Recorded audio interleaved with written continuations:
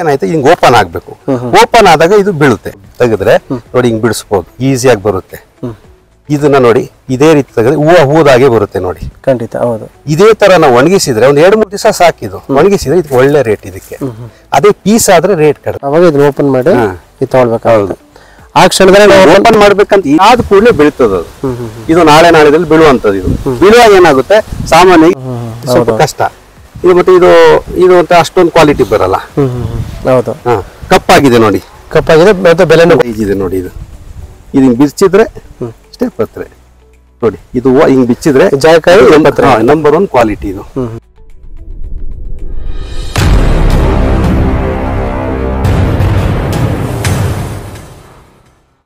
ನಮಸ್ತೆ ಪ್ರೇಕ್ಷಕರೇ, ನಾನು ನಿಮ್ಮ ಪ್ರೀತಿಯ DMS. ಇವತ್ತು ಒಂದು ಜಾಯಿಕಾಯಿ ಕೃಷಿ ಹತ್ರ ಬಂದಿದ್ದೀನಿ. ಈ ಒಂದು ಜಾಯಿಕಾಯಿ ಕೃಷಿ ಇರುವಂಥದ್ದು ರಾಮನಗರ ಜಿಲ್ಲೆ ಚನ್ನಪಟ್ಟಣ ತಾಲೂಕು ತಗಚಿಕೆರೆ ಗ್ರಾಮದಲ್ಲಿ ಇರುವಂಥ ಒಂದು ಜಾಯಿಕಾಯಿ ಕೃಷಿ ಮಾಡ್ತಿರುವಂಥ ಒಂದು ಜಾಗಕ್ಕೆ ನಾವು ಬಂದಿದ್ದೀವಿ.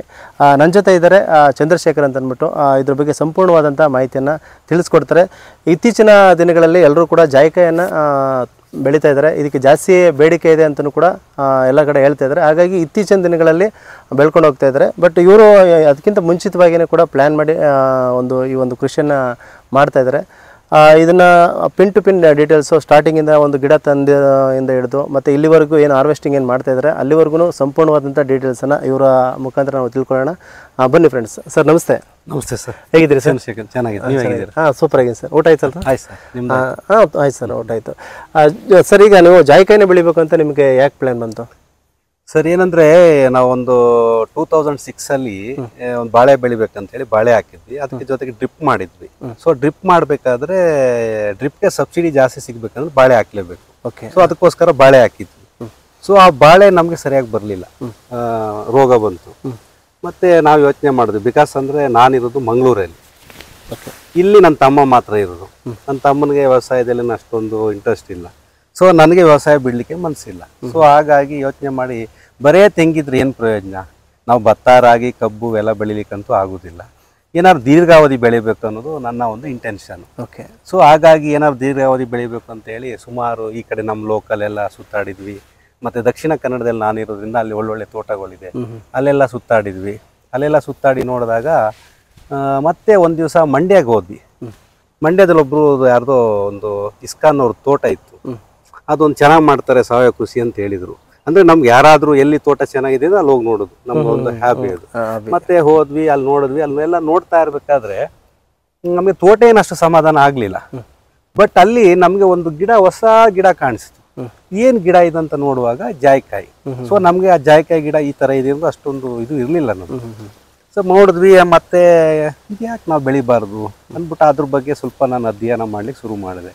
ಆಗ ಡೈರೆಕ್ಟ್ ಇದೆಲ್ಲ ಸಂಬಂಧಪಟ್ಟದ್ದು ಏನಿದೆ, ಸ್ಪೈಸ್ ಸಂಬಂಧಪಟ್ಟಂತ ಗಿಡ ಇದೆ, ನಟ್ಮೆಗ್ ಅಂತ ಹೇಳ್ತಾರೆ, ಜಾಯಿಕಾಯಿ ಅಂತ ಹೇಳ್ತಾರೆ. ಸೊ ಆಗ ನಾನು ಕೇರಳಗೆ ಹೋದದ್ದು. ಕೇರಳದಲ್ಲಿ ಇದು IASR ಅಂತೇಳಿ ಒಂದು ಇದಿದೆ ಕ್ಯಾಲಿಕಟ್ ಅಲ್ಲಿ, ಅದೇ ಮೇನ್ ನರ್ಸರಿ ಅವ್ರದ್ದು ಡಿಪಾರ್ಟ್ಮೆಂಟ್ನವ್ರದ್ದು. ಸೊ ಅಲ್ಲಿಗೆ ಹೋಗಿ ಎಲ್ಲ ಮಾತುಕತೆ ಆಡಿ ಗಿಡ ಅಲ್ಲಿಂದನೇ ತಂದ್ವಿ. ಅಂದರೆ ಈ ಗಿಡದ ವಿಶೇಷ ಏನಂತ ಹೇಳಿದ್ರೆ 100 ವರ್ಷಕ್ಕಿಂತ ಜಾಸ್ತಿ ಬದುಕುವಂಥ ಗಿಡ. ಡ್ಯೂರಬಿಲಿಟಿ ಜಾಸ್ತಿ ಇರುತ್ತೆ. ಮತ್ತೆ ಗಿಡ ಎಷ್ಟು ಬೆಳೀತೋ ಅಷ್ಟು ಕಾಯಿ ಜಾಸ್ತಿ ಕೊಡ್ತದೆ. ಎವ್ರಿ ಇಯರ್ ಇನ್ಕ್ರೀಸ್ ಆಗ್ತಾನೆ ಇರುತ್ತೆ, ಕಡಿಮೆ ಆಗಲ್ಲ. ಆ ರೀತಿ ಇದು. ಮತ್ತೆ ಮೇಂಟೆನೆನ್ಸ್ ಅಂತ ದೊಡ್ಡ ಇದೇನಲ್ಲ. ಸೊ ಇದಾಗುವಂಥದ್ದು ಎಲ್ಲಿ ಶೇಡ್ ಇರುವಲ್ಲಿ 30 to 50% ಶೇಡ್ ನೆರಳು ಬೇಕು. ಅಂದ್ರೆ ಆ ನೆರಳು ಎಲ್ಲಿ ಸಿಗ್ತದೆ ನಮ್ಗೆ? ತೆಂಗಿನ ತೋಟದಲ್ಲಿ, ಅಡಿಕೆ ತೋಟದಲ್ಲಿ ಇರುತ್ತೆ. ಆಗ ಇದು ನಮ್ಗೆ ಸೂಕ್ತ ಇದು ಅಂತೇಳಿ ಪ್ಲಾನ್ ಮಾಡಿ ನಾವು ಗಿಡನೂ ಕೂಡ ಫಸ್ಟು ಡೈರೆಕ್ಟಾಗಿ ಕೇರಳದಿಂದನೇ ತಂದ್ವಿ. ಆಗ ಕಸಿ ಗಿಡ ಮತ್ತು ಬೀಜದ ಗಿಡ 2 ತಂದ್ವಿ. ಆ ಕಸಿ ಗಿಡದಲ್ಲಿ 2 ರೀತಿ ಬರುತ್ತೆ, ಒಂದು ಲ್ಯಾಟ್ರಲ್ ಶೂಟು ಮತ್ತು ಇನ್ನೊಂದು ವರ್ಟಿಕಲ್ ಶೂಟ್ ಅಂತ ಬರುತ್ತೆ. ಅಲ್ಲಿ ಅವ್ರ ಹತ್ರ ನಮಗೆ ಸಿಕ್ಕಿದ ಗಿಡ ಆಗ ಬರೀ ಲ್ಯಾಟ್ರಲ್ ಶೂಟು. ಆ ಲ್ಯಾಟ್ರಲ್ ಶೂಟ್ದು ಒಂದು ಡಿಸ್ಅಡ್ವಾಂಟೇಜ್ ಏನಂತ ಹೇಳಿದ್ರೆ ಅದು ಬುಷ್ ಟೈಪು ಆಗುತ್ತೆ ಗಿಡ. ಸಾಧಾರಣ ಅಂತ ಹೇಳಿದ್ರೆ ಒಂದು 8-10 ಅಡಿ ಬೆಳೆಯುತ್ತೆ, ಮತ್ತೆ ಆಡ್ಕೊಳ್ಳುತ್ತೆ ಅಷ್ಟೇ. ಬಟ್ ಈಲ್ಡ್ ಕಡಿಮೆ ಬರುತ್ತೆ, ಲೈಫ್ ಕಡಿಮೆ. ಸೊ ಆದ್ರೂ ತಂದು ಹಾಕಿದ್ವಿ. ಸೊ ಇಲ್ಲಿ ಇವರು ಆಗ ಅವ್ರು ಕೊಟ್ಟಾಗ ತುಂಬಾ ಸಣ್ಣ ಗಿಡ ಅದು. ಇವರು ನಾನು ಮಂಗಳೂರಲ್ಲಿ ಇರೋದಲ್ಲ, ವರ್ಷಕ್ಕೆ ಒಂದು 3-4 ಸಾರಿ ಬರ್ತಿದ್ದೆ. ಇವ್ರು ಸರಿಯಾಗಿ ಮೇಂಟೈನ್ ಮಾಡದೆ ಗಿಡ ಹಾಳು ಮಾಡ್ಕೊಂಡ್ರು. ಬೀಜದ ಗಿಡ ಏನಿತ್ತು ಅದು ಬೆಳೀತು. ಆ ನಂತರ ಮತ್ತೆ ಇದು ಯಾವಾಗ ಹೋಯ್ತು, ಮತ್ತೆ 1 ವರ್ಷ ಬಿಟ್ಟು ಮತ್ತೆ ಇನ್ನು ಬೇರೆ ಕಡೆ ಕೇರಳ, ಮಂಗಳೂರು ಹಾಸನ ಇಲ್ಲೆಲ್ಲ ತಂದು ಮತ್ತೆ ಎಲ್ಲಾ ಕಡೆ ಬೀಜದ ಗಿಡ ಪ್ಲಾಂಟೇಶನ್ ಮಾಡಿದ್ವಿ. ಇಲ್ಲೇನಿದೆ ಈ ಕಡೆ ಒಂದು ಜಾಗ ಇದೆ, ಮತ್ತೆ ಆ ಕಡೆ ಅಡಿಕೆ ತೋಟ ಇತ್ತು, ಎಲ್ಲ ತಂದು ಸುಮಾರು 300 ಗಿಡ ನಾವು ಹಾಕಿದ್ವಿ. ಇದರ ಒಂದು ಮೇನ್ ಡಿಸ್ಅಡ್ವಾಂಟೇಜ್ ಏನಂತ ಹೇಳಿದ್ರೆ ಮೇಲ್ ಫೀಮೇಲ್ ಅಂತ ಬರುತ್ತೆ. ಓಕೆ, ಗಂಡು ಹೆಣ್ಣು ಅಂತ ಆ ಬರುತ್ತೆ. ಹೆಣ್ಣು ಗಿಡ ಮಾತ್ರ ಫಸಲು ಕೊಡುವಂತದ್ದು. ಈಗ ಇಲ್ಲಿ ಹಿಂದ್ಗಡೆ ನಿಂತಿರುವಂತ ಗಿಡ ಯಾವ್ದಿದು? ಇದು ಫೀಮೇಲ್. ಇದು ನೋಡಿ ಕಾಯಿ ಕೊಟ್ಟಿದೆ ನೋಡಿ, ಈ ಕಾಯಿ ಏನ್ ಕೊಟ್ಟಿದೆ ಇದು ಫೀಮೇಲ್. ಇದು ಫೀಮೇಲ್. ಮೇಲ್ ಗಿಡ ಏನಾಗುತ್ತೆ ಬರೇ ಹೂ ಕೊಡುತ್ತೆ, ತೋರಿಸ್ತೀನಿ ಬರೇ ಹೂ ಅದು.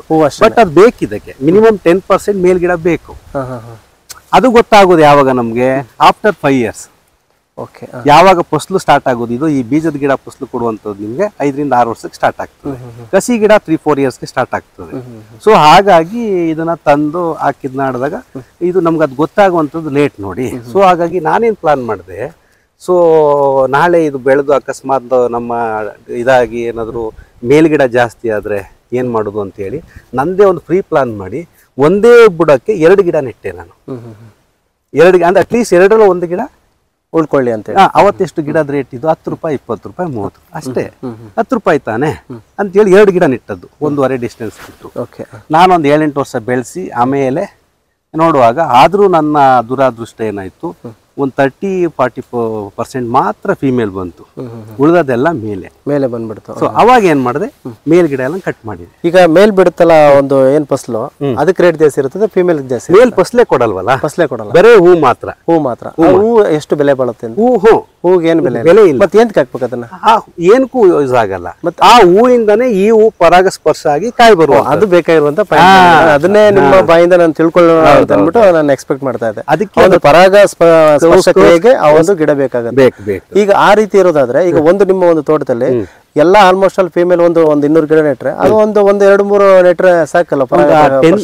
ಅವ್ರ ಡಿಪಾರ್ಟ್ಮೆಂಟ್ ಅಲ್ಲಿ ಹೇಳುದು ಹಾಗೇನೆ, ನನ್ನ ಅನುಭವನು ಹಾಗೇನೆ. ಒಂದು 5 to 10% ಬೇಕು, 100ಕ್ಕೆ ಒಂದು 8-10 ಗಿಡನಾದ್ರೂ ಬೇಕು. ಹಾಗೆ ಅಷ್ಟು ಗಿಡ ನಾವು ಬಿಟ್ಟು ಎಲ್ಲ ಕಟ್ ಮಾಡಿದ್ವಿ. ಈಗ ನಮ್ಮಲ್ಲಿ ಈಗ ಹೇಳ್ಬೇಕು ಅಂದ್ರೆ ಇಡೀ ನಮ್ಮ ತೋಟದಲ್ಲಿ ಈಗ ಒಂದು 90 ಗಿಡ ಇರ್ಬೋದು. ಆ 90 ಗಿಡದಲ್ಲಿ ಒಳ್ಳೆ ಒಂದು ಇರುವಂತ ಎಸ್ಟಾಬ್ಲಿಷ್ ಆಗಿ ಒಳ್ಳೆ ಫಸಲು ಕೊಡುವಂಥದ್ದು ಒಂದು 60 ಗಿಡ ಬರ್ಬೋದು. ಉಳಿದದ್ದು ಮೇಲಿದೆ. ಮತ್ತೆ ಈ ಕೆಲವು ಗಿಡ ಇದೆ ನೋಡಿ ಅಲ್ಲಿ, ಆ ಕಡೆ ಎಲ್ಲ ಇದೆ ನೋಡಿ, ಡೆವಲಪೇ ಆಗ್ಲಿಲ್ಲ ಗಿಡ, ಆ ತರ ಗಿಡನೂ ಇದೆ. ಅದು ಲೆಕ್ಕಕ್ಕೆ ಬರಲ್ಲ ನಮ್ಗೇನು ಈ ತರ ಗಿಡಗಳು. ಒಂದು ಗಿಡದಲ್ಲಿ ಎಷ್ಟು ಕೆಜಿ ಬಿಡಬಹುದು ಸರ್? ಆಕ್ಚುಲಿ ಸರ್ ಕೆಜಿ ಅಂತ ನಾನು ಕರೆಕ್ಟ್ ಆಗಿ ನನ್ಗೆ ಹೇಳಲಿಕ್ಕೆ ಬರಲ್ಲ, ಯಾಕಂದ್ರೆ ನಾನು ಆ ರೀತಿ ಚೆಕ್ ಮಾಡ್ಲಿಲ್ಲ. ಬಟ್ ಅಂದ್ರೆ ಒಂದೊಂದು ಗಿಡದ ಮೇಲೆ ಡಿಪೆಂಡ್ ಆಗ್ತದೆ. ಒಂದು ಎಕ್ಸಾಂಪಲ್ ನಿಮ್ಗೆ ನಾನು ಹೇಳ್ಬೋದು ಅಂತ ಹೇಳಿದ್ರೆ, ಲಾಸ್ಟ್ ಇಯರ್ದು ಹೇಳ್ಬಲ್ಲೆ ನಾನು. ಲಾಸ್ಟ್ ಇಯರ್ 60 ಗಿಡ ನೀವು ಲೆಕ್ಕ ಇಟ್ಕೊಳ್ಳಿ. ನಮ್ಮ ತೋಟ 60 ಅಂತ ನೋಡಿ, ದೊಡ್ಡದು ಇದೆ ಸಣ್ಣದು ಇದೆ ಎಲ್ಲ ಮಿಕ್ಸ್. 60 ಅಂತ ಒಂದು ಲೆಕ್ಕ ಕೌಂಟ್ ಮಾಡೋಣ. 60 ಅಂತ ಕೌಂಟ್ ಮಾಡಿದರೆ ನನಗೆ ಅದು ಎಷ್ಟು ಕೆಜಿ ಜಾಯಿಕಾಯಿ, ಎಷ್ಟು ಕೆಜಿ ಜಾಪತ್ರೆ ಅನ್ನೋದು ನನಗೆ ಈಗ ನೆನಪಿಲ್ಲ. ಸೊ ನನಗೆ 1,40,48,000 ರೂಪಾಯಿ ಆಗಿತ್ತು. ನೀವೇ ಥಿಂಕ್ ಮಾಡಿ, 1,48,000 ಡಿವೈಡೆಡ್ ಬೈ 60 ಅದು ಎಷ್ಟಾಗ್ಬೋದು? ಆ ಸರೌಂಡ್ ಆಲ್ಮೋಸ್ಟ್ 2,000 ಸಮಥಿಂಗ್ ಏನೋ ಆಗುತ್ತೆ. ಈಗ ಒಂದು ತೆಂಗಿನ ಮರ ಎಷ್ಟು ನಮ್ಗೆ ಆದಾಯ ಕೊಡ್ತದೆ? ಒಂದು ತೆಂಗಿನ ಮರ ನಾನು ಕಂಪೇರ್ ಮಾಡೋದಾದ್ರೆ, ಒಂದು ತೆಂಗಿನ ಮರ ನಾವು ಇವತ್ತು ಯಾರು ಎಳ್ನೀರು ಕುಯ್ದು ಕೊಡ್ತೀವಿ ಅಂದ್ರೆ 2 ರಿಂದ 2,500 ರೂಪಾಯಿ ಕೊಡ್ತಾರೆ. ಖಂಡಿತ. ಅದು ಎಷ್ಟು? 15 ತಿಂಗಳು. ಮತ್ತೆ ನಾವು ಕಾಯಿ ತೆಗಿಬೇಕಾದ್ರೆ 2 ವರ್ಷ, ಅಂದ್ರೆ 2 ವರ್ಷಕ್ಕೆ 2,500 ರೂಪಾಯಿ ಮ್ಯಾಕ್ಸಿಮಮ್ ಕೊಡ್ತಾರೆ. ಹೌದಲ್ಲ? ಒಂದು ಎಳ್ನೀರು ಕೊಟ್ರು ಈಗ ನಾವು ಕಿತ್ತೂ ಅಷ್ಟೇನೆ ಒಂದು 500 ರೂಪಾಯಿ ಆಚೆ ಈಚೆ ಆಗ್ಬೋದು ಅಷ್ಟೇ, ಅದಕ್ಕಿಂತ ಏನು ವ್ಯತ್ಯಾಸ ಆಗಲ್ಲ. ಇದು ಏನು ಇಲ್ಲದೆ ನಮ್ಗೆ ಅದಕ್ಕಿಂತ ಜಾಸ್ತಿ ಆದಾಯ ಬರುತ್ತಲ್ಲ. ಅದೇ ಇದೆ ಇಲ್ವಾ? ನೀವೇ ಖಂಡಿತ ಆದಾಯ ಇದೆ. ಇತ್ತೀಚೆಗಂತೂ ನಾನು ಮೊದಲೇ ಹೇಳ್ದಾಗೇನೆ ಈಗ ಕುಂತೂರಲ್ಲಿ ಇದೇ ತರ ಬೆಳೀತಾರೆ. ನನ್ನ ಫ್ರೆಂಡ್ ನನ್ನ ಜೊತೆಲಿ ವರ್ಕ್ ಮಾಡುವಂತ ದಿವಾಕರ್ ಅಂತ ಅಂದ್ಬಿಟ್ಟು ಕುಂತೂರಲ್ಲಿ ಬೆಳೀತಾ ಇದಾರೆ. ಇವಾಗ ಗಿಡ ತಂದು ಹಾಕಿದ್ದಾರೆ. ತುಂಬಾ ಜನ ಇತ್ತೀಚೆಗೆ ಆಗ್ತಾ ಇದ್ದಾರೆ. ಈಗ 4-5 ವರ್ಷದಿಂದ ಈಗ ನನಗೆ ತುಂಬಾ ಜನ ಕೇಳ್ತಾರೆ, ಈ ಡಿಪಾರ್ಟ್ಮೆಂಟ್ ಅಲ್ಲಿ ಅಲ್ಲಿ ಇಲ್ಲಿ ಯಾರೋ ಕೇಳಿದ್ರೆ ಅವ್ರು ನನ್ನ ಹೆಸರು ಹೇಳ್ಬಿಡುದು. ಅವ್ರ ತಲೆನೇ ಕೆಡ್ಸ್ಕೊಳಲ್ಲ ಡಿಪಾರ್ಟ್ಮೆಂಟ್ ನವರು. ಇಲ್ಲಿ ಹಾಕಿದ್ದಾರೆ ನೋಡಿ, ಅವ್ರಿಗೆ ಗೊತ್ತು ಗಿಡ ಅಲ್ಲಿ ಸಿಗ್ತದೆ ತನ್ನಿ. ಈಗ ಏನ ನೆಕ್ಸ್ಟ್ ಏನ್ ಹೇಳ್ಬೇಕಾದ್ರೆ ವಿಡಿಯೋ ಸೆಂಡ್ ಮಾಡ್ಬಿಡಿ, ಅವ್ರು ನೋಡ್ಕೊಳ್ತಾರೆ ಬಿಡಿ. ಫುಲ್ ಇನ್ಫಾರ್ಮೇಶನ್ ಅವ್ರಿಗೆ ಸಿಕ್ಕ ಹಾಗೆ ಆಗಿದೆ. ಅಂದ್ರೆ ಆಸಕ್ತಿ ಇದೆ, ತುಂಬಾ ಜನಕ್ಕೆ ಆಸಕ್ತಿ ಇದೆ. ಯಾಕಂದ್ರೆ ಈಗ ನೋಡಿ ಯೂಟ್ಯೂಬ್ ಅಲ್ಲಿ ಅಲ್ಲಿ ಇಲ್ಲಿ ನೋಡಿ ತುಂಬಾ ಆಸಕ್ತಿ ಇದೆ ಜನಗಳಿಗೆ. ಆಸಕ್ತಿ ಮುಖ್ಯ ಅಲ್ಲ, ಅದ್ರ ಸಾಧಕ ಬಾಧಕ ಎರಡು ತಿಳ್ಕೊಬೇಕು. ನಾನು ಒಂದು ಸಿಂಪಲ್ ಆಗಿ ಒಂದು ಪ್ಲಸ್ ಮೈನಸ್ ಹೇಳೋದಾದ್ರೆ ನೋಡಿ ಸರ್, ಇದು ಜಾಯಿಕಾಯಿದು ಏನಂತ ಹೇಳಿದ್ರೆ ತುಂಬಾ ಒಳ್ಳೆ ಬೆಳೆ, ಡೌಟ್ ಇಲ್ಲ. ನೀರು ಬೇಕಾಗಿರೋದು ಇದಕ್ಕೆ. ಏನು ತೆಂಗಿನ ಮರಕ್ಕೆ ನೀರು ಕೊಡ್ತೀವೋ ಅಷ್ಟು ಕೊಟ್ಟರೆ ಸಾಕು. ಜಾಸ್ತಿನೂ ಆಗಬಾರ್ದು, ಕಡಿಮೆನೂ ಆಗಬಾರ್ದು. ವ್ಯವಸಾಯನೂ ಅಷ್ಟೇ, ಸಾಧಾರಣ ವ್ಯವಸಾಯ. ಸೊ ಶೇಡ್ అని ಹೇಳಿದೆ ಆಗ್ಲೇ 30 to 50% ಶೇಡ್ ಇರ್ಬೇಕು. ಶೇಡ್ ಇರ್ಬೇಕು. ಒಂದು ಡಿಸ್ಅಡ್ವಾಂಟೇಜ್ ಏನು ಅಡ್ವಾಂಟೇಜೋ ಅಥವಾ ಡಿಸ್ಅಡ್ವಾಂಟೇಜೋ ರೈತನಿಗೆ ಬಿಟ್ಟದ್ದು. ನನ್ನಂತವನಿಗೆ ಕಷ್ಟ. ನಾನು ಇಲ್ಲಿಲ್ಲ, ಯಾರು ಊರಲ್ಲೇ ಇದ್ದು ಅವ್ರ ಮನೇಲಿ ತಂದೆ ತಾಯಿನೋ ಮಕ್ಕಳು ವ್ಯವಸಾಯ ಮಾಡ್ತಾರೆ ನೋಡಿ, ಅಂಥವ್ರಿಗೆ ಭಾರಿ ಒಳ್ಳೆ ಬೆಳೆ ಇದು. ಯಾಕಂತ ಹೇಳಿದ್ರೆ ಈಗ ಒಂದು 3-4 ತಿಂಗಳು ಏನು ಫಸಲು ಬರುತ್ತೆ, ಮೇ ಎಂಡಿಂದ ಸ್ಟಾರ್ಟ್ ಆದರೆ ಸಾಧಾರಣ ಡಿಸೆಂಬರ್ವರೆಗೂ ಫಸಲು ಬರುತ್ತೆ. ಜಾಸ್ತಿ ಫಸಲು ಬರುವಂಥದ್ದು ಜೂನ್, ಜುಲೈ, ಆಗಸ್ಟ್. ಇದು ಜಾಸ್ತಿ ಫಸಲು ಕೊಡುವಂಥ ಟೈಮ್. ಮತ್ತೆ ಜುಲೈ, ಆಗಸ್ಟ್, ಜುಲೈ, ಆಗಸ್ಟ್ ಮತ್ತೆ ಕಡಿಮೆ ಸ್ವಲ್ಪ ಬರ್ತಾ ಇರ್ತದೆ. ಆ ಟೈಮಲ್ಲಿ ಪ್ರತಿ ದಿವಸ ಇದು ಬಿದ್ದದನ್ನ ಎಕ್ಕಿದ್ರೆ ಆಯ್ತು, ನಾವು ಕೀಳ್ಬೇಕಂತಿಲ್ಲ. ತೋರಿಸ್ತೀನಿ, ಒಂದು ಹಣ್ಣು ತೋರಿಸ್ತೇನೆ. ಈ ಮರದಲ್ಲಿ ಇನ್ನು ಓಪನ್ ಆಗ್ಲಿಲ್ಲ, ಇದು ಫಸಲು ಸ್ವಲ್ಪ ಲೇಟ್ ಆಗಿ ಬಂದಿದೆ. ಅದೇನಾಗ್ತದೆ, ಗಿಡದಲ್ಲೇ ಓಪನ್ ಆಗ್ತದೆ. ಓಪನ್ ಆಗಿ ಅದೇ ಬೀಳ್ತದೆ. ಬಿದ್ದ ಹಣ್ಣ ಎತ್ತಬೇಕಷ್ಟೇ, ಎತ್ಕೊಂಡು ಅದನ್ನು ಬಿಡಿಸ್ಬೇಕು. ನಿಮ್ಗೆ ಅದಕ್ಕೆ ನೀವು ಹೇಳಿದ್ರೆ ಎಷ್ಟೇ ಎತ್ತರ ಬೆಳೆದ್ರು ಏನ್ ತೊಂದರೆ ಇಲ್ಲ, ನಾವು ಕೀಳ್ಲಿಕ್ಕಿಲ್ಲ, ಇದು ಖರ್ಚಿಲ್ಲ ಇದು. ಬಟ್ ಏನೋ ನಾವು ಸ್ವಂತ ಜನ ಇರ್ಬೇಕು. ಇದನ್ನ ಕೂಲಿ ಕೊಟ್ಟಿ ಮಾಡಿಸ್ಲಿಕ್ಕೆ ಆಗಲ್ಲ. ಹೌದೌದು, ಕೂಲಿ ಕೊಟ್ಟಿ ಮಾಡಿಸುವಂಥದ್ದಲ್ಲ. ನಾವು ಮನೇಲಿ ನಾನು ಇದ್ದೇನೆ ಬಿಡೋ ದಿನಕ್ಕೆ 1 ಗಂಟೆ. ಈಗ ನಮ್ದು ನಾನು ಹೇಳಿದೆಲ್ಲ 60-65 ಗಿಡ ಇದೆ. ಇದು 60-65 ಗಿಡಕ್ಕೆ ದಿನಕ್ಕೆ 2 ಗಂಟೆ ಬೇಕು. ಇದನ್ನ ಆಯ್ಲಿಕ್ಕೆ, ಬಿದ್ದದ್ದು ಎತ್ಕೊಂಡು ಹೋಗಿ ಬಿಡಿಸಾಕ್ಲಿಕ್ಕೆ. ಖಂಡಿತ. ಈಗ ಏನಾಗ್ತದೆ, ಈ ನಮ್ಮಲ್ಲಿ ಪರವಾಗಿಲ್ಲ, ದಕ್ಷಿಣ ಕನ್ನಡ ತುಂಬಾ ಕಷ್ಟ, ಕೇರಳದಲ್ಲಿ ಮಳೆ ಜಾಸ್ತಿ ಇರುವಲ್ಲಿ ಕಷ್ಟ ಇದು. ಆ ಬೀಳುತ್ತೆ ನೋಡಿ, ಬಿದ್ದದ್ದು ಅವತ್ತೇ ಆಯ್ಬೇಕು, ಇವತ್ತು ಬಿದ್ದದ್ದು ನಾಳೆ ಆಯ್ಬೇಕು. ನೀವೇನಾದ್ರನ್ನ ಎಕ್ಲಿಲ್ಲ ಅಂದ್ರೆ ಏನಾಗ್ತದೆ, ಮಳೆ ಬಿದ್ರೆ ಆ ಮೇಲ್ಗಡೆ ಪತ್ರೆ ಕೊಳ್ತೋಗುತ್ತೆ. ಅದು ನೀರು ಇರ್ತದಲ್ಲ, ತೇವಾಂಶ ಇದ್ದಾಗ ಎಲ್ಲ ಹಾಗೆ. ಈ ಜಾಯ್ಕಾಯಿ ಏನಾಗಲ್ಲ ಅಷ್ಟು. ಅದೊಂದಿದು. ಆಮೇಲೆ ಅಟ್ಲೀಸ್ಟ್ ಈಗ ಮಳೆ ಬರ್ಲಿಲ್ಲ ಅಂತ ಇಟ್ಕೊಳ್ಳಿ, ಒಂದು 3-4 ಡೇಸ್ ಬಿಟ್ಟು ನೀವು ಆಯ್ತೀರಾ ಅನ್ಕೊಳ್ಳಿ, ಅವಾಗ ಏನಾಗುತ್ತೆ, ಜಾಯಿ ಪತ್ರೆ ಮೇಲಿರುತ್ತಲ್ಲ, ಆ ಪತ್ರೆ ಕಚ್ಕೊಬಿಡುತ್ತೆ, ಅದಕ್ಕೆ ಬಿಡಿಸ್ಲಿಕ್ಕೆ ಆಗಲ್ಲ. ಫಾರ್ ಎಕ್ಸಾಂಪಲ್ ಇಲ್ಲಿದೆ ನೋಡಿ, ಇದು ಬಿದ್ದಿರುವಂತದ್ದು. ಇದು ಕಾಯಿ ಓಪನ್ ಆಗಿ ಬಿದ್ದಿದೆ. ಆ ಕಾಯಿ ತೋರಿಸ್ತೇನೆ. ಇವೆಲ್ಲ ಓಪನ್ ಆಗಿ ಬಿದ್ದಿರೋದಲ್ವಾ ನೋಡಿ ಸರ್, ಹೀಗಿರುತ್ತೆ. ಬೇರೆ ಒಂದು ತೋರಿಸ್ ನೋಡಿ, ಹಿಂಗಿರುತ್ತೆ ಇದು. ಈ ತರ ಇದೇನಾಯ್ತು, ಹಿಂಗ್ ಓಪನ್ ಆಗ್ಬೇಕು. ಓಪನ್ ಆದಾಗ ಇದು ಬೀಳುತ್ತೆ, ಇದು ಬೀಳುತ್ತೆ ಸೆಪರೇಟ್. ಅದ್ರಲ್ಲೂ ಕೂಡ ನಾವು ಉಪ್ಪಿನಕಾಯಿ ಮಾಡ್ಬೋದು, ಮತ್ತೆ ಜಾಮ್ ಮಾಡ್ಬೋದು. ಇಲ್ಲ ಅಂದ್ರೆ ಒಳ್ಳೆ ಗೊಬ್ಬರ ಅದು. ಇದಿದೆ ನೋಡಿ, ಇದನ್ನ ನೋಡಿ ಸೇಮ್ ಡೇ ನೆಕ್ಸ್ಟ್ ಡೇ ನಾವು ತೆಗೆದ್ರೆ ನೋಡಿ ಹಿಂಗ್ ಬಿಡಿಸ್ಬೋದು, ಈಸಿಯಾಗಿ ಬರುತ್ತೆ. ಇದನ್ನ ನೋಡಿ ಇದೇ ರೀತಿ ತೆಗೆದ್ರೆ ಹೂದಾಗೆ ಬರುತ್ತೆ ನೋಡಿ. ಖಂಡಿತ ಹೌದು. ಇದೇ ತರ ನಾವು ಒಣಗಿಸಿದ್ರೆ ಒಂದು 2-3 ದಿವಸ ಸಾಕಿದು, ಒಣಗಿಸಿದ್ರೆ ಇದಕ್ಕೆ ಒಳ್ಳೆ ರೇಟ್ ಇದಕ್ಕೆ. ಅದೇ ಪೀಸ್ ಆದ್ರೆ ರೇಟ್ ಕಡಿಮೆ ಆಗುತ್ತೆ. ಅದೇ ನೀವು ಮಳೆ ನೆಂದುಬಿಟ್ಟು ಎತ್ಕೊಂಡು ಕಪ್ಪಾದ್ರೆ ಇನ್ನೂ ರೇಟ್ ಕಡಿಮೆ. ಇದು ನಂಬರ್ 1 ಕ್ವಾಲಿಟಿ. ಅಂದ್ರೆ ಇದು ಸಣ್ಣ ಇದೆ, ಇದು ಇನ್ನೂ ದಪ್ಪ ಬರುತ್ತೆ. ಈ ಗಿಡ ಅಷ್ಟೊಂದು ಕ್ವಾಲಿಟಿ ಇಲ್ಲ, ಇದು ಇನ್ನೂ ದಪ್ಪ ಬರುತ್ತೆ. ಈಗ ಅಕಸ್ಮಾತ್ ಏನೋ ಮಳೆ ಗಾಳಿಗೆ ಏನಾದ್ರು, ಈಗ ನೀವು ಫಸಲು ಬಿಟ್ಟಿರುತ್ತೆ, ಮಳೆ ಗಾಳಿ ಬಂತು, ಎಲ್ಲ ಉದ್ರೋಗ್ಬಿಟ್ಟು ಏನ್ ಆತರ ಅವಾಗ ಏನ್ ಮಾಡ್ತೀರಾ? ಏನು ಆಗಲ್ಲ, ಬೀಳಲ್ಲ, ಏನು ಕಾಯಿ ಬೀಳಲ್ಲ.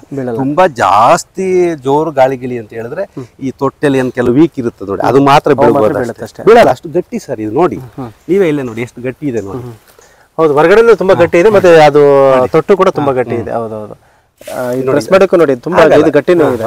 ಗಟ್ಟಿ ಇದು ನೋಡಿ, ಉದಾಹರಣೆಗೆ ಇದನ್ನ ಕಿತ್ತು ನೀವು ಓಪನ್ ಮಾಡಿದ್ರೆ ಹೋಯ್ತು. ಇದು ಸುಲಿಬಹುದು. ಇದನ್ನ ನೀವು ಒಳಗಡೆ ರೆಡ್ ಆಗಿರ್ತದೆ, ಇಲ್ಲ ಅಂತಲ್ಲ. ಕಂಪ್ಲೀಟ್ ಆಗ್ಬೇಕದು, ಕಂಪ್ಲೀಟ್ ಪಕ್ವವಾದ್ರೆ ಮಾತ್ರ ಇದು. ಅದಕ್ಕೆ ಪಕ್ವ ಆಗ್ಲಿಲ್ಲ ಅಂದ್ರೆ ಇದು ಕಲರ್ ಒಂಥರ ಆಗ್ಬಿಡುತ್ತೆ. ಈ ಒಳಗಡೆ ಇದ್ರೊಳಗಡೆ ಕಾಯಿ ಇರುತ್ತೆ, ಇದು ಒಣಗಿದ್ಮೇಲೆ ಹಲ್ಗಾಡುತ್ತೆ. ಇದು ಅದ್ರ ಒಳಗಡೆ ಇರುವಂತ ಕಾಯಿ ಕೂಡ ಒಂಥರ ಜೆಳ್ಳು ಅಂತ ಹೇಳ್ತೀವಲ್ಲ, ಆ ತರ ಆಗ್ಬಿಡುತ್ತೆ. ಅದಕ್ಕೆ ರೇಟ್ ಇಲ್ಲ.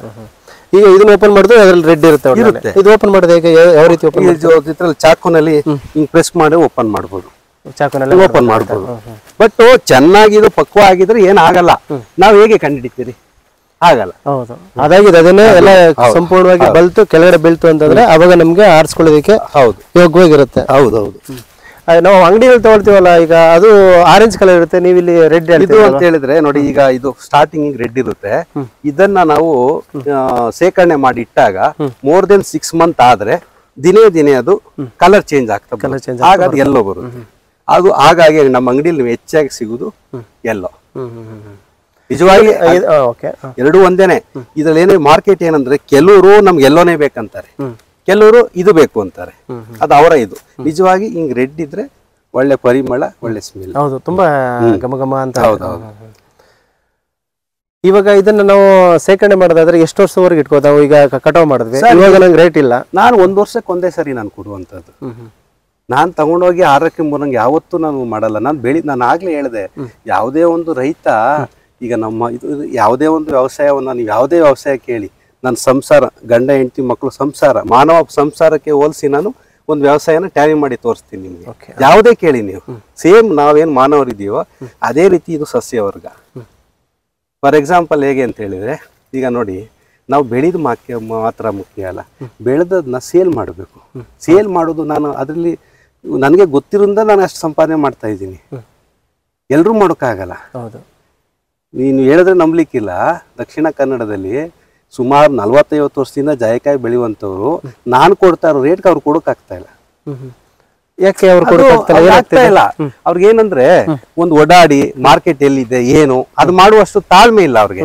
ನಾನೇನ್ ಮಾಡ್ತೇನೆ, ನಾನು ಬೆಳೆದಿರೋದಕ್ಕೆ ನನ್ಗೆ ರೇಟ್ ಸಿಗ್ಬೇಕು, 4-6 ಕಡೆ ಓಡಾಡ್ತೀನಿ, ಓಡಾಡಿ ಒಂದು ಕಡೆ ಸೆಟ್ ಮಾಡಿದ್ದೇನೆ, ಈಗ ಕಣ್ಣು ಮುಚ್ಚಿ ತಗೊಳ್ತಾರೆ. ನೀವು ಹೇಳಿದಲ್ಲ ಈ ರೀತಿ ಓಪನ್ ಬಿದ್ದಿದೆಲ್ಲ, ಹೌದೌದು, ಈ ರೀತಿ ಓಪನ್ ಆಗಿ ಅದೇ ಬಿದ್ದಾಗುತ್ತೆ. ಅವಾಗ ಇದನ್ನ ಓಪನ್ ಮಾಡಿ ಇದು ತಗೊಳ್ಬೇಕಾಗುತ್ತೆ. ಆ ಕ್ಷಣದಲ್ಲಿ ಓಪನ್ ಮಾಡ್ಬೇಕಂತ ಈ ತರ ಬೀಳೋದು ತುಂಬಾ ಕಡಿಮೆ. ಎಷ್ಟೋ 90% ಏನಾಗುತ್ತೆ, ಇದೇ ಬೇರೆ ಇದೆ ಸೆಪರೇಟ್ ಬೀಳುತ್ತೆ, ಸೆಪರೇಟ್ ಬಿದ್ದಿರುತ್ತೆ. ಆ ತರ ಇದ್ರೆ ಹೆಚ್ಚು ಬೆಲೆನೇ ಅಥವಾ ಹಂಗೆ ಒಳಗಡೆ ಇದ್ರೆ ಒಳ್ಳೇದು, ಒಳ್ಳೇದು. ಇವಾಗ ನಮ್ಗೇನಾದ್ರು ಈ ತರ ಜಾಯಿಕಾಯಿ ಬೆಳಿಬೇಕು ಅಂತ ಏನಾದ್ರು ಮನ್ಸಾಯ್ತು ಅಂತಂದ್ರೆ ನಮ್ಗೆ ಗಿಡಗಳೆಲ್ಲ ಎಲ್ಲಿ ಸಿಗುತ್ತೆ ಇದು? ಸರ್, ಗಿಡಗಳು ಈಗ ನೋಡಿ, ಇಲ್ಲಿದೆ ನೋಡಿ, ಗಿಡದಲ್ಲಿ ಇದೊಂದು ನೋಡಿ, ಫಾರ್ ಎಕ್ಸಾಂಪಲ್ ಗಿಡದಲ್ಲಿ ಹೇಗಿರುತ್ತೆ ಅಂತ ಉದಾಹರಣೆ ನೋಡಿ, ಹಿಂಗ ಓಪನ್ ಆಗುತ್ತೆ, ಓಪನ್ ಆಗಿರುತ್ತೆ. ಹಿಂಗಾದ ಕೂಡಲೇ ಬೀಳ್ತದ ಅದು. ಇದು ನಾಳೆದಲ್ಲಿ ಬೀಳುವಂತದ್ದು. ಇದು ಬೀಳುವಾಗ ಏನಾಗುತ್ತೆ, ಸಾಮಾನ್ಯವಾಗಿ ಹಿಂಗ್ ಓಪನ್ ಆಗಿ ಹಿಂಗ್ ಬಿದೋಗುತ್ತೆ. ಇದು ಮತ್ತೆ ಬೀಳುತ್ತೆ, ಸ್ವಲ್ಪ ಒಣಗಿದ್ಮೇಲೆ ಇದು ಅದು ಬೀಳುತ್ತೆ. ಅದನ್ನ ತಕೊಂಡು ಹೋಗ್ಬೇಕಷ್ಟು. ನೋಡಿ, ಇಲ್ಲೇ ಜಾಯ್ಕೆ ಇನ್ನೊಂದಿದೆ ನೋಡಿ, ಇದು ಬಿದ್ದು 2-3 ದಿನ ಆಗಿದೆ ನೋಡಿ. ಇದು ಇವಾಗ ಬಿದ್ದದ್ದು, ಇದು ನೋಡಿ 2-3 ದಿನ ಆಗಿದೆ. ಇದಕ್ಕೆ ಸ್ವಲ್ಪ ಮಳೆ ಹನಿ ಎಲ್ಲ ಬಿದ್ದಿದೆ ನೋಡಿ, ಹೋಗಿದೆ ಇದು. ಇದಕ್ಕೆ ಜಾಸ್ತಿ ಬೆಲೆ ಇಲ್ಲ. ಮತ್ತೆ ನೋಡಿ, ಇದು ಎಡಿಲಿಕ್ಕೂ ಕಷ್ಟ, ಇದು ಬಿಡಿಸ್ಬೇಕು ನೋಡಿ, ಇದು ಬಿಡಿಸೋದು ಕಷ್ಟ. ಇದನ್ನ ನೋಡಿ, ಸ್ವಲ್ಪ ಕಷ್ಟ ಇದು. ಮತ್ತೆ ಇದು ಅಂತ ಅಷ್ಟೊಂದು ಕ್ವಾಲಿಟಿ ಬರಲ್ಲ. ಹೌದು. ಕಪ್ಪಾಗಿದೆ ನೋಡಿ, ಕಪ್ಪಾಗಿದೆ, ಮತ್ತೆ ಬೆಲೆನೂ ಕೂಡ ಕಡಿಮೆ. ಅದಕ್ಕೆ ಡೈಲಿ ಇದನ್ನ ಹಾಯ್ಬೇಕು. ಅದು ಸ್ವಂತ ಜನ ಇರೋರು ಮಾಡಿದ್ರೆ ಮಾತ್ರ ಇದು ಬೆನಿಫಿಟ್.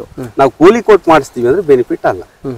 ಈಗ ನಾವು ಗಿಡ ತಂದಿದ್ದೀವಿ, ಎಷ್ಟಿಂದ ಎಷ್ಟು ಅಂತರದಲ್ಲಿ ನಾವು ಗಿಡ ನೆಡ್ಬೇಕಾಗತ್ತೆ ಇದನ್ನ? ಗಿಡ ಸರ್, ಆಕ್ಚುಲಿ ಇದು ನನ್ನ ಅನುಭವ ಕೇಳಿರೋ ಪ್ರಕಾರ, ನನ್ನ ಪ್ರಾಕ್ಟಿಕಲ್ ಎಕ್ಸ್ಪೀರಿಯನ್ಸ್ ನೋಡೋದಾದ್ರೆ 30 to 50% ಶೇಡ್ ಬೇಕು. ಇದಕ್ಕೆ ನೆರಳು ಬೇಕು. 30 to 50% ಶೇಡ್ ಬೇಕು. ಅಂದ್ರೆ ಈ ನಮ್ಮ ತೆಂಗಿನ ತೋಟ ಸಾಧಾರಣ 25 to 35 ಅಡಿವರೆಗೆ ತೆಂಗು ನೆಟ್ಟಿರ್ತಾರೆ. ಸೊ ಹಾಗಾಗಿ 4 ತೆಂಗಿನ ಮರದ ಮಧ್ಯೆ ಒಂದು ನೆಡಬೇಕು. 4 ತೆಂಗಿನ ಮರದ ನಡುವೆ ಒಂದು ನೆಡಬೇಕು. ಒಂದೇ 4 ತೆಂಗಿನ ಮರದ ಮಧ್ಯೆ ಒಂದು ನೆಟ್ಟರೆ ಸೂಕ್ತ ಅದು. ಓಕೆ. ಈಗ ಅಲ್ಲೊಂದು ತೆಂಗಿದೆ, ತೆಂಗಿದೆ, ಮತ್ತೆ ಅಲ್ಲೊಂದು ತೆಂಗಿದೆ, ಇಲ್ಲೊಂದು ತೆಂಗಿದೆ, ಇಲ್ಲಿ ನೆಡಬೇಕು. ಇಲ್ಲಿ ಆಕ್ಚುಲಿ ಇಲ್ಲಿ ನೆಡಬೇಕು. ಸೊ ನಾನ್ ನೆಟ್ಟಿರೋದು ರಾಂಗೆ. ಅದೇ ಹೇಳುದು ನನ್ನ ಅನುಭವ. ಇದು ನಾನು ನೆಟ್ಟಿರೋದು ರಾಂಗೆ. ಅಂದ್ರೆ ನಾನು ನೆಡುವಾಗ್ಲೇ ಡಿಪಾರ್ಟ್ಮೆಂಟ್ನವ್ರು ಹೇಳಿದ್ರು, ಆದ್ರೂ ಕೂಡ ನಮ್ದೆಲ್ಲ ಸ್ವಲ್ಪ ಅಲ್ಲ ಆಗ್ತದೆ, ನಾವೇನು 16 ಎಕರೆಗಲ್ವಲ್ಲ, ಇರ್ಲಿ ಅಂತ ನಾವು ನೆಟ್ಟಿವಿ. ಇಲ್ಲಿ ನೆಟ್ರೆ ಸೂಕ್ತ. ನಾನೇನ್ ಮಾಡಿದೀನಿ ನೋಡಿ, ಆಗ 2 ಮಧ್ಯದಲ್ಲಿ ನೆಟ್ಕೊಂಡು ಹೋಗಿದ್ದೀನಿ. ಅವಾಗ ಏನಾಯ್ತು, ಒಂದು ಶೇಡ್ ಜಾಸ್ತಿ ಆಯ್ತು, ಎರಡನೇದು ತೆಂಗಿನ ಮರದ ಗರಿ ಬೀಳುತ್ತೆ. ಅವಾಗ ನಮ್ಗೆ ಬೀಳಲ್ಲ. ಹಾಗೆ ನೆಟ್ರೆ ಒಳ್ಳೇದು. ಓಕೆ. ಈಗ ನಾವು ಅಡಿಕೆನೂ ಹಾಕಿರ್ತೀವಿ, ಮತ್ತೆ ತೆಂಗು ಹಾಕಿರ್ತೀವಿ, ಅದ್ರ ನಡುವೆ ಆದ್ರೆ ನಾವು ಎಷ್ಟು ಗಿಡದ ನಂತರ ಅಲ್ಲೂ ಅಷ್ಟೇನೆ. ಈಗ ನೀವು ಇಲ್ಲೂ ಅಡಿಕೆ ಹಾಕಿದ್ರೆ ಅಡಿಕೆ ಇದೆ ಇಲ್ಲೂ. ಈಗ ನೋಡಿ, ಒಂದು ಉದಾಹರಣೆ, ಒಂದು ಸಿಂಪಲ್ ಆಗಿ ಹೇಳೋದಾದ್ರೆ, ಒಂದು ಡಿಪಾರ್ಟ್ಮೆಂಟ್ನ ನೀವು ಯಾರನ್ನೇ ಕೇಳಿ ತೆಂಗಿನ ತೋಟದಲ್ಲಿ ಅಡಿಕೆ ಹಾಕ್ಬಿಡಿ ಅಂತ ಹೇಳ್ತಾರೆ. ಅವ್ರು ಹೇಳೋದು ಸತ್ಯ. ಯಾಕಂದ್ರೆ ತೆಂಗು ಅಡಿಕೆ ಎರಡು ಒಂದೇ ಜಾತಿ ಗಿಡಗಳು. ಬೇರೆಲ್ಲ ಎಣ್ಕೊಂಡು ಈ ಕಡೆ ತೆಂಗು ಫಸಲು ಕೊಡಲ್ಲ, ಈ ಕಡೆ ಅಡಿಕೆನೂ ಫಸಲು ಕೊಡಲ್ಲ. ಒಂದು. ಎರಡನೇದು, ತೆಂಗು ಅಡಿಕೆ ಮಾವು ಈ ಸಪೋಟ ಏನ್ ಕೆಲವು ಜಾತಿ ಗಿಡ ಇದೆ, ಇದಕ್ಕೆಲ್ಲ 100ಕ್ಕೆ 100% ಸೂರ್ಯನ ಬೆಳಕಬೇಕು, ಬಿಸಿಲು ಬೇಕು, ಆಗ ಫಸಲು ಚೆನ್ನಾಗಿ ಕೊಡೋದು ಅದು. ಸೊ ಇದೇನಾಗ್ತದೆ, ತೆಂಗಿನ ತೋಟದಲ್ಲಿ ಒಂದು ಲೈನ್ ಅಡಿಕೆ ನೆಟ್ಟು ಸಕ್ಸಸ್ ಆಗ್ಬೋದು. ಯಾವಾಗ ಈಗ ನೋಡಿ 25-30 ಅಡಿಗೆ ಒಂದು ತೆಂಗಿನ ಲೈನ್ ಇದ್ರೆ ಮಧ್ಯದಲ್ಲಿ ಇಟ್ಟಾಗ ಅದಕ್ಕೂ ಡಿಸ್ಟರ್ಬೆನ್ಸ್ ಬರಲ್ಲ, ಮತ್ತೆ ಈ ಗಿಡ ಮೇಲೆ ಹೋಗ್ತದೆ. ಹಾಗೇನಾಗ್ತದೆ, ಇದಕ್ಕೂ ಬಿಸಿಲು ಬರ್ತದೆ, ಅದಕ್ಕೂ ಬಿಸಿಲು ಬರ್ತದೆ, ಎರಡೂ ಕೂಡ ಫಸಲು ಕೊಡ್ತದೆ. ಉದಾಹರಣೆಗೆ ಈಗ ನಮ್ದು ಕೆಳಗಡೆ ಒಂದು ಅಡಿಕೆ ತೋಟ ಬಯಲಿದೆ, ತೋರಿಸ್ತೇನೆ. ಇಲ್ಲಿ ನಾನು ಈ ತರ ನನ್ನ ಒಂದು ಸ್ವಂತ ಇದರಿಂದ ನಾನು ಇದೆಲ್ಲ ಅನುಭವ ಹೇಗೆ ಅಂದ್ರೆ, ನಾನು ದಕ್ಷಿಣ ಕನ್ನಡದಲ್ಲಿ ಇರೋದ್ರಿಂದ 1000 ಎಕರೆ ತೋಟಗಳು ನೋಡಿದ್ದೀನಿ, 1-2 ಎಕರೆ ಅಲ್ಲ. ಆ ಅನುಭವದ ಮೇಲೆ ಮಾಡಿರೋ ತೋಟ ಇದು. ಆದ ರೀತಿ ಮಾಡಿದ್ರೆ ಸಕ್ಸಸ್ ಅಂತ ಹೇಳಿ. ಸೊ ಹಾಗಾಗಿ ನನ್ನ ತೋಟ ಸಕ್ಸಸ್ ಆಗಿದೆ. ಈಗ ನಾನು ಅಡಿಕೆಯನ್ನು ಏನ್ ಮಾಡ್ತೀನಿ, ನಾನು ಕಿತ್ತು ಮಾರಲ್ಲ, ವರ್ಷಕ್ಕೆ ಇಷ್ಟು ಅಂತ ಹೇಳಿ ಕೊಟ್ಬಿಡ್ತೇನೆ. ಸೊ ಅವ್ನು ಹೇಳ್ತಾನೆ, ಆ ಪಾರ್ಟಿ, ನಿಮ್ದು ಬೈಲ್ ಅಡಿಕೆಗಿಂತ ಈ ತೋಟದ ಅಡಿಕೆ ಫಸಲು ಜಾಸ್ತಿ ಅಂತ ಥಿಂಕ್ ಮಾಡಿ. ಅಂದ್ರೆ ನಾನು ನೆಟ್ಟ ರೀತಿ ಆ ರೀತಿ ಇದೆ. ಓಕೆ. ಆಮೇಲೆ ಇದೇ ಅಡಿಕೆನ ನಾನು ಇಡೀ ತೆಂಗಿನ ತೋಟಕ್ಕೆ 8 ಅಡಿಗೋ 9 ಅಡಿಗೋ ನೆಟ್ಟಿದ್ರೆ ಇಷ್ಟು ಫಸಲು ಬರಲ್ಲ. ಅದೇನಾಗ್ತದೆ, ಈಗ ನಾನು ಮಧ್ಯ ನೆಟ್ಟಿರೋದ್ರಿಂದ ನೋಡಿ ಅಲ್ಲಿ ತೋರಿಸ್ತೇನೆ ನಿಮ್ಗೆ. ಅದು ಈ ಕಡೆ ತೆಂಗು ಅವೆರಡಕ್ಕೂ ಏನು ನೆರಳಿಲ್ಲ, ಮೇಲೆ ಹೋಗಿದೆ. ಬಿಸಿಲೇ ಅವಾಗ ಇಲ್ಲಿ ಫಸಲು ನೋಡಿ ಹೇಗಿದೆ ನೋಡಿ. ಹೌದೌದು, ಚೆನ್ನಾಗಿ ಬರುತ್ತೆ. ನೀವು ಹತ್ರ ನೆಟ್ಟಾಗ ಏನಾಗ್ತದೆ, ಈ ಕೆಲವು ಗಿಡ ಬೇಕಾದ್ರೆ ತೋರಿಸ್ಬೋದು ನಿಮ್ಗೆ. ನಮ್ಮಲ್ಲಿ ಎಕ್ಸಾಂಪಲ್ ಇದೆ. ಈ ತೆಂಗಿನ ಗಿಡದ ಬುಡದಲ್ಲಿ ಕೆಲವು ಗಿಡಗಳಿದೆ, ಅದು ಫಸಲು ಕೊಡಲ್ಲ ಸರಿಯಾಗಿ. ಹೌದು. ಈಗ ನಾನು ಆಕ್ಚುಲಿ ನೋಡಿ ಫಸಲು ನೀವೇ ನೋಡಿ ಅಬ್ಸರ್ವ್ ಮಾಡಿ, ತುಂಬಾ ಚೆನ್ನಾಗಿ ಬಂದಿದೆ ನೋಡಿ ಹೇಗಿದೆ. ಇದು ನಾನು ಬೇರೆ ಒಂದು ತೆಂಗು ಮತ್ತೆ ಅಡಿಕೆ ಇರುವಂತ ಜಾಗ ನಾನು ನೋಡಿದ್ದೀನಿ. ಈಗ ಒಂದು 20 ಅಡಿಗೆ ಹಾಕಿರ್ತಾರೆ, 28 ಅಡಿಗೆ ಹಾಕಿರ್ತಾರೆ, 25 ಅಡಿಗೆ ಹಾಕಿರ್ತಾರೆ. ಅದ್ರ ನಡುವೆ ಒಂದು 8 ಅಡಿ ಗ್ಯಾಪ್ ಅಲ್ಲಿ ಅಡಿಕೆ ಗಿಡಗಳು ನೆಟ್ಟಿರ್ತಾರೆ. ಅದು ರಾಂಗ್ ಅಂತ ನೀವು ಹೇಳ್ತೀರಿ. ಮೆಥಡ್ ಸರಿ ತೋರಿಸ್ತೀನಿ ನೋಡಿ. ಅದು ತೆಂಗು. ಹೌದು. ಅಲ್ಲೊಂದು ತೆಂಗಿತ್ತು, ಹೋಗಿದೆ. ಇಲ್ಲಿ ಆ ಕಡೆ ಒಂದು ತೆಂಗು, ಇಲ್ಲೊಂದು ತೆಂಗಿದೆ. ಆಕ್ಚುಲಿ ಹೋಗಿದೆ ಗಿಡ ಅದು. ನೋಡಿ ಅಲ್ಲೊಂದು ತೆಂಗಿದೆ ನೋಡಿ, ಇದು ನಡುವೆ ನಟಿ ನೋಡಿ. ನೋಡಿ ಇಲ್ಲೇ ಕಾಣ್ತದೆ ನೋಡಿ ತೆಂಗು. ಅದು ತೆಂಗು, ಆ ಲೈನ್ ಒಂದು ತೆಂಗು. ಇದು ಇಲ್ಲಿಂದ ಇಲ್ಲಿ 28 ಅಡಿ ಇದೆ. ಈ ಒಂದು ಲೈನ್ ಅಡಿಕೆ ಹಾಕಿದ್ದೇನೆ ನೋಡಿ. ಎಲ್ಲ ಅಡಿಕೆಗೂ ಇದಕ್ಕೂ ಅದಕ್ಕೂ ಡಿಸ್ಟರ್ಬೆನ್ಸ್ ಇಲ್ಲ. ಫಸ್ಟ್ ನೋಡಿ ಹೇಗಿದೆ. ನೀವು ಏನ್ ಮಾಡ್ತೀರಿ, ಅದನ್ನೇ ನೀವು ತಂದು ತೆಂಗಿನ ಮರ ಪಕ್ಕಕ್ಕೆ ನಿಟ್ಟಾಗ ಆ ಬೇರ್ಗಳು ಎರಡು ಜಗಳ ಮಾಡ್ತದೆ. ಜಗಳ ಮಾಡಿ ಆಹಾರ ಎರಡು ನನಗ್ ಬೇಕು ಅಂತ ಹೇಳಿ ಆ ಎರಡಕ್ಕೂ ಇದೊಂದು ಕೆಳಗಡೆ ತೊಂದ್ರೆ, ಮೇಲ್ಗಡೆ ಬಿಸಿಲು ಬೀಳೋದಿಲ್ಲ.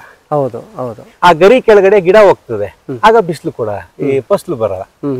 ಈಗ ಆದಾಗ ಮಾತ್ರ ಬರುತ್ತೆ. ಅಂದ್ರೆ ನನ್ನ ಅನುಭವದಲ್ಲಿ ಒಂದು ತೆಂಗಿನ ತೋಟದಲ್ಲಿ ತೆಂಗು, ಅಡಿಕೆ, ಜಾಯಿಕಾಯಿ, ಮೆಣಸು ಮತ್ತೆ ಲವಂಗ, ಸಾರಿ ಏಲಕ್ಕಿ, ಲವಂಗ ಏಲಕ್ಕಿ, ಇಷ್ಟು ಗಿಡ ಬೆಳಿಬಹುದು. ಆದ್ರೆ ಓಕೆ, ಒಂದು ಪರಿಪೂರ್ಣವಾಗಿ ಈಗ ಬಿಸಿಲು ಅವೆಲ್ಲ ಸಿಗುತ್ತೆ, ಅದಕ್ಕೆಲ್ಲ ಸಿಗುತ್ತೆ. ಕೆಲವೊಂದಿಗೆ ಬಿಸಿಲು ಬೇಕಾಗತ್ತೆ. ಈಗ ನೋಡಿ ತೆಂಗು ನಾನು ಹೇಳಿದೆ ಅಲ್ಲ, ನಾನು ಹೇಳ್ದಂಗೆ 28 ಇಂದ 30 ಅಡಿಗೆ ತೆಂಗು ನೆಡಬೇಕು. 2 ಮಧ್ಯದಲ್ಲಿ ಅಡಿಕೆ ನೆಡಬೇಕು. ಓಕೆ. 4 ತೆಂಗಿನ ಮರ ಮಧ್ಯದಲ್ಲಿ ಒಂದು ಜಾಯಿಕಾಯಿ ನೆಡಬೇಕು. ಓಕೆ. ಮೆಣಸಿಗೆ ಬಿಸಿಲು ಸಾಕು, ಆರಾಮ್ಸೆ ಬರುತ್ತದೆ. ಇನ್ನು ಏಲಕ್ಕಿಗೆ ನೆರಳಬೇಕು, ನಿಮ್ಗೆ ಗೊತ್ತು, ಆಟೋಮೆಟಿಕಲಿ ಬರ್ತದೆ. ಈ ನನ್ನ ತೋಟದಲ್ಲಿ ಸರ್ ಇವತ್ತಲ್ಲ 2099ನೇ ಇಸ್ವಿಯಲ್ಲೇ ಮೆಣಸು ಹಾಕಿದ್ದೆ ನಾನು. ನಮ್ಮೂರಿಗೆ ಫಸ್ಟ್ ಮೆಣಸು ಹಾಕಿದ್ದು ನಾನು. ಎಲ್ಲೆಲ್ಲಿಂದೋ ಗಿಡ ತಂದು ಹಾಕಿದ್ದೆ. ಇವರು ನಮ್ಮ ಕಸಿನ್, ಇವ್ರಿಗೆ ಗೊತ್ತು. ಸುಮಾರು ಹಬ್ಬಿಟ್ಟಿತ್ತು, 2 ರಿಂದ 3 ವರ್ಷ ಬೆಳ್ಕೊಂಡು ಹೊಟ್ಟೋಗಿದ್ದೆ. ಎಲ್ಲ ತೆಂಗಿನ ಮರಕ್ಕೆ ಹಾಕಿದ್ದೆ. ಆಗ ನಾನು ಇವ್ರು ನಮ್ಮ ತಂದೆ ತಮ್ಮ ಸರಿಯಾಗಿ ನೋಡ್ಕೊಳ್ಳದೆ ಮೆಣಸು ಹೋಯ್ತು. ಅಂದ್ರೆ ನಾನು ಆಗ ಬರ್ತಾ ಇದ್ದದ್ದು ವರ್ಷಕ್ಕೆ 2 ಸಾರಿ. ನಾನು ನೋಡ್ಕೊಳಕ್ ಆಗ್ಲಿಲ್ಲ, ಚೆನ್ನಾಗ್ ಹಬ್ಬಿತ್ತು. ಅದಕ್ಕೆ ನಾನು ಯಾವ್ದು ಮೆಣಸು ಇಲ್ಲ ಅಂದ್ರೆ ನನಗೆ ಈಗ್ಲೂ ಇಷ್ಟ. ಈಗ ನಮ್ಮ ಕೆಲವು ರೈತರಿಗೆ ನಾನು ಅದೇ ಹೇಳುದು. ಈಗ ನಮ್ಮ ಕಸಿನ್ ಈಗ ಅಡಿಕೆ ತೋಟ 5 ವರ್ಷದಿದೆ. ಅವ್ರು ನೆನ್ನೆ ಅದೇ ಹೇಳಿದೆ ನಾನು, ಮೊದ್ಲು ಮೆಣಸು ಹಾಕಿ 5 ವರ್ಷ ಆಯ್ತು, ಈಗ ಹಾಕು, ಏನ್ ತೊಂದ್ರೆ ಇಲ್ಲ. ಈಗ ಅದು ಇನ್ 3 ವರ್ಷದಲ್ಲಿ ಗಿಡ ಮೇಲ್ಕ್ ಹೋಗುವಷ್ಟು ಇದು ಬೆಳೆಯುತ್ತೆ. ಯಾವತ್ತು ಮಿನಿಮಮ್ 5 ವರ್ಷ ಆಗುವವರೆಗೂ ಮೆಣಸು ಹಾಕ್ಬಾರ್ದು. ಯಾವ್ದಕ್ಕೆ? ಅಡಿಕೆಗೆ. ಈಗ ನೀವು ಕೆಲವೊಂದು ಗಿಡ ಕಟ್ ಮಾಡಿದ್ರಲ್ಲ, ಒಂದು ಜಾಯಿಕಾಯಿ ಗಿಡ, ಅದೇ ಇದೇನ ನಿಮ್ಗೆ ಆಗ್ಲೇ ಹೇಳಿದ್ನಲ್ಲ, ಮೇಲ್ ಫೀಮೇಲ್. ನಾನು ಲೆಕ್ಕಕ್ಕಿಂತ ಜಾಸ್ತಿ ಗಿಡ ನೆಟ್ಟಿದ್ದೆ. ಈಗ ನಾನು ಹೇಳಿ 300 ಗಿಡ ನೆಟ್ಟಿದ್ದು ನಾನು. ಸುಮಾರು 3 ಎಕರೆಗೆ 300 ಗಿಡ ನೆಟ್ಟಿದ್ದೆ. 300 ಗಿಡದಲ್ಲಿ ನನಗೆ ಈಗ ಫೀಮೇಲ್ ಅಂತ ಸಿಕ್ಕಿರೋದು ಬರೀ 65. Okay sir. ಇವಾಗ ಅಲ್ಲೇ ನಾವು ಇದ್ರಲ್ಲಿ ತಗೋಬರ್ತೀವಿ, ನರ್ಸರಿಯಲ್ಲಿ ತಗೋಬರ್ತೀವಲ್ವಾ, ಅಲ್ಲಿ ನಮ್ಗೆ ಮೇಲು ಫೀಮೇಲ್ ಅಂತ ಬೀಜದ ಗಿಡದ ಗೊತ್ತಾಗಲ್ಲ. ಈಗ ನಾವು ಇದು ಮಾಡ್ತೀವಲ್ವ, ನಾವು ಫೀಲ್ಡ್ ಗ್ರಾಫ್ಟಿಂಗ್ ಮಾಡ್ತೀವಿ. ಈಗ ಫಾರ್ ಎಕ್ಸಾಂಪಲ್ ನಾನು ಹೇಳ್ತಾ ಇರೋದು, ಫೀಲ್ಡ್ ಗ್ರಾಫ್ಟಿಂಗ್ ಮಾಡ್ಬೇಕಾದ್ರೆ ಈಗ ಫೀಮೇಲ್ ಇರುವಂತ ಒಂದು ಗಿಡದಲ್ಲಿ ಒಂದು ಸೆಮೆನ್ ತಗೊಂಡು ಅದು ಕಟ್ ಮಾಡಿ ಫ್ರೋನಿಂಗ್ ಮಾಡಿ ಇದು ಕಸಿ ಮಾಡಿದ್ರೆ ಹೌದು, ಕಸಿ ಗಿಡ ಅಂತ ಹಾಗೆ ಮಾಡೋದು. ಆಕ್ಚುಲಿ ಈಗ ಕಸಿ ಗಿಡ ಒಳ್ಳೇದಂತ ಹೇಳ್ತಾರೆ.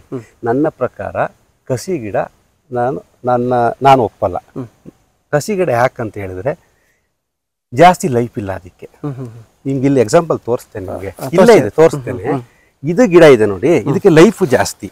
ಒಂದು ಏನಿದ್ರಲ್ಲಿ ಮೇಲ ಫಿಮೇಲ ಗೊತ್ತಾಗಲ್ಲ, ಅಲ್ಲಿವರೆಗೂ ತಾಳ್ಮೆಯಿಂದ ಕಾಯ್ಬೇಕು.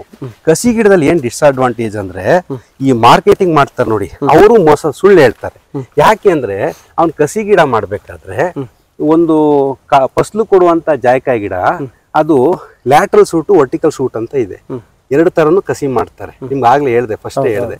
ಸೊ ಅದು ವರ್ಟಿಕಲ್ ಸೂಟ್ ಹಾಕಿದ್ರೆ ಮಾತ್ರ ನಿಮ್ಗೆ ಮರ ಆಗುದು, ಜಾಸ್ತಿ ಕಾಯಿ ಕೊಡುತ್ತೆ. ಅದು ಆ ಒಂದು ರಾ ಮೆಟೀರಿಯಲ್ ಸಿಗುದು ಕಡಿಮೆ. ಅದು ಯಾವುದು